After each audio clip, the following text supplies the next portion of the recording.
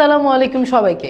HSC 26 তোমাদের শেষ মুহূর্তে প্রস্তুতি করছে টেস্টের আগে চ্যাপ্টার 3-র গত বছরের বোর্ড কোয়েশ্চেন থেকে যত ধরনের কোয়েশ্চেন আমি প্যাটার্ন ওয়াইজ ভাগ করে করে আনতে পারছি। আজকের ক্লাসে প্রত্যেকটা এমসিকিউ আমরা ইনশাল্লাহ করব। আজকের ক্লাসটা মন দিয়ে করলে বিশ্বাস করো তোমাদের আর কোনো টাইপের এমসিকিউ অধ্যায় 3 থেকে, তার মানে আমাদের যে সবচেয়ে কঠিন চ্যাপ্টার যেটা নিয়ে আমরা অনেক ভয় পাই, এই অধ্যায় থেকে তোমাদের এমসিকিউতে কোথাও কোনো গ্যাপ থাকার কথা না।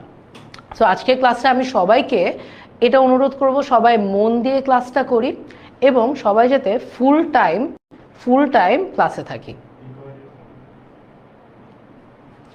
সো সবার সাথে ইনশাল্লাহ পুরো ক্লাসটা জুড়ে আমি থাকবো। তোমাদের সবার কথা শুনেই কিন্তু আসলে ক্লাসগুলো আস্তে আস্তে করে আমরা ডিজাইন করতেছি, রাইট?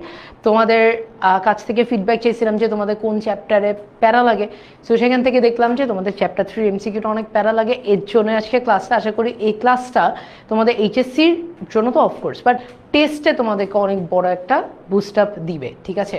সো যারা মনে করতেছো চ্যাপ্টার 3 এমসিকিউ কোনো ইম্পর্টেন্ট কিছু না, এটা তোমাদেরকে বলি, চ্যাপ্টার 3 থেকে 8টা থেকে 10টা এমসিকিউ আসে প্রত্যেক বছর, ঠিক আছে?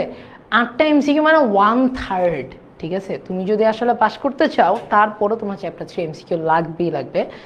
ট্রাই করবো আজকে তোমাদের প্যাটার্ন বুঝে বুঝে প্রত্যেকটা এমসিকিউ করানো, যাতে করে তোমাদের মনে থাকে, ঠিক আছে? সো ক্লাসটা টাইম দিয়ে শুরু করবো, 6টার সময় টাইম